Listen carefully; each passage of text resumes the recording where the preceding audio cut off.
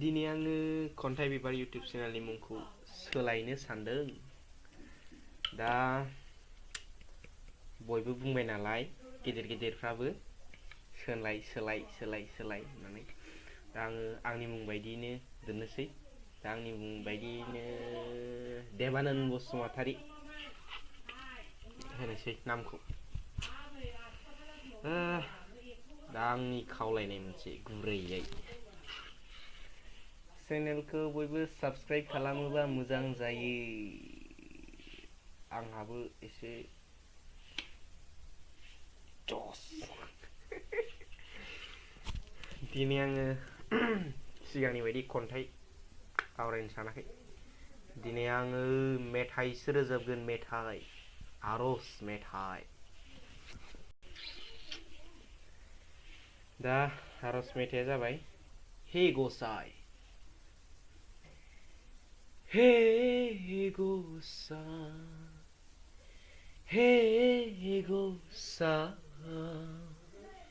नोंखौनो खुलुमदों, नोंखौनो फुजिदों, आजावदो गसाइनो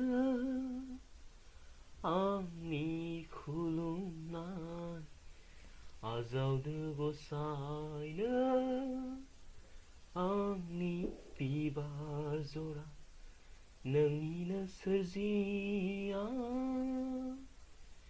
नोंखौनो खुलुमदों, नोंखौनो फुजिदों, अनसायदो आफानो गावनि फिसा होननानै, आजावदो आंनि खुलुमनाय।